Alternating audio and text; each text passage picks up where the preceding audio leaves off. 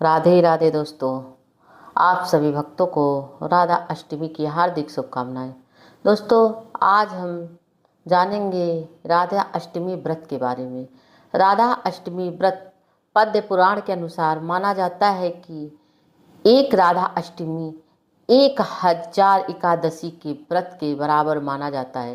राधा रानी का ये व्रत बहुत ही महत्वपूर्ण और बहुत ही विशाल व्रत माना जाता है। ऐसा माना जाता है कि कृष्ण जन्माष्टमी, राधा जन्माष्टमी व्रत जो रखता है उसे करोड़ों गुना फल प्राप्त होता है। कृष्ण जन्माष्टमी के ठीक 15वें दिन राधा अष्टमी का व्रत पड़ता है।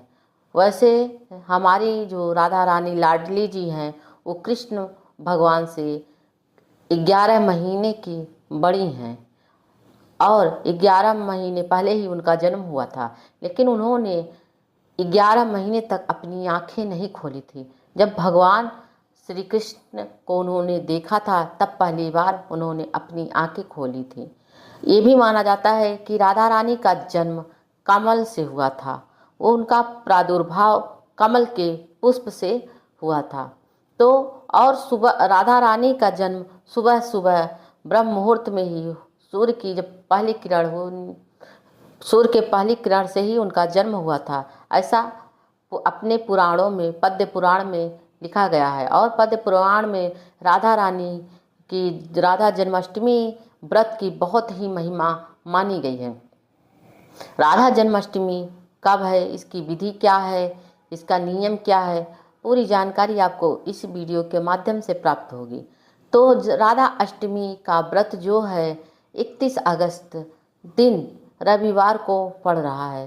तो इस दिन आप सुबह उठ के ब्रह्म मुहूर्त में उठिए, 4 बजे, 4:30 बजे तक उठ करके राधा रानी लाडली जी के लिए स्नान करिए। स्नान करके उनके लिए भोग तैयार करिए, क्योंकि उनको अरवी की सब्जी, मालपुए, पूड़ी, खीर, तरह तरह के पकवान बनाइए, तैयार करिए। आपके घर में अगर लट्टू गोपाल राधा रानी दोनों हैं तो दोनों को स्नान करवाइए, पीले वस्त्र धारण करवाइए, दोनों को पंचामृत से स्नान करवाइए, पूजा करिए, पुष्प चढ़ाइए।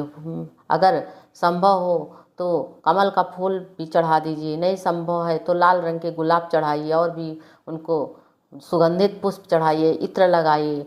उनको श्रृंगार बहुत पसंद है, राधा रानी को श्रृंगार। तो आपके पास व्यवस्था हो तो 16 श्रृंगार भी चढ़ाइए, उनकी विधिवत पूजा करिए, धूप दीप जलाइए, पूजा करिए, उनसे प्रार्थना करिए।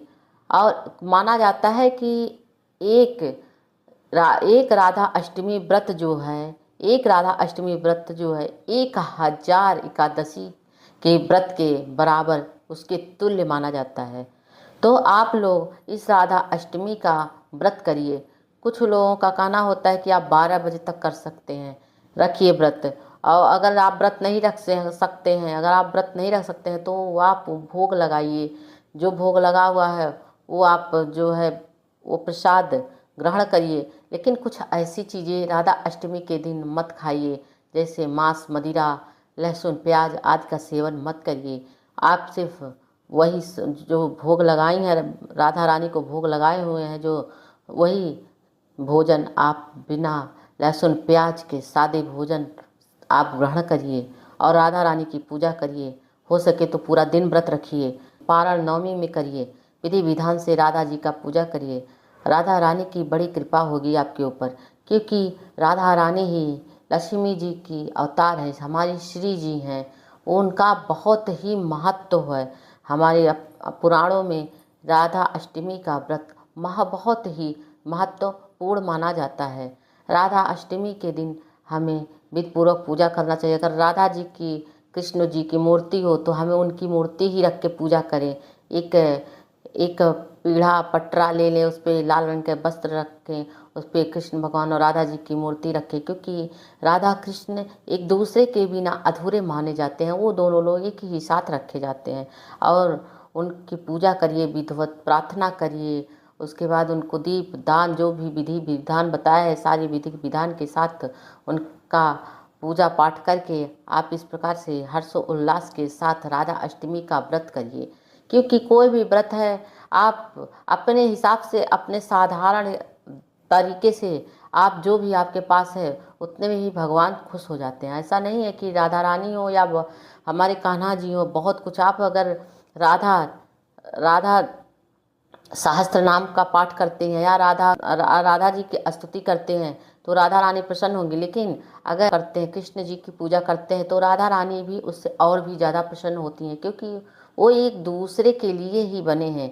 राधा कृष्ण जो है उनका प्रेम अमर है, तो हमें राधा और कृष्ण की पूजा एक साथ करनी चाहिए। और राधा और कृष्ण जी का अगर हम कान्हा जी की भी पूजा कर लें, उनका भी नाम जप कर लें, उनकी भी स्तुति कर लें, तभी हमारी राधा रानी हमारी किशोरी जी प्रसन्न होती हैं और किशोरी जी की कृपा हम पर बनी रहेगी।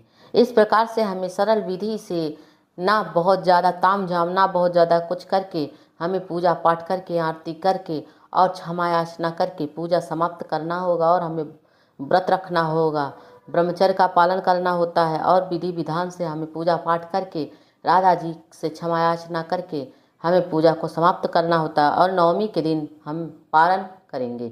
और बहुत लोग होते हैं जो 12 बजे के बाद पारण कर लेते हैं, क्योंकि राधा जी का जन्म माना जाता है कि सुबह में ही हुआ था। दोस्तों, हमारी ये जानकारी आपको कैसी लगी कमेंट बॉक्स में राधे राधे लिख करके ज़रूर बताएं और हमारे चैनल को लाइक, सब्सक्राइब, कमेंट करें, शेयर करें। राधे राधे।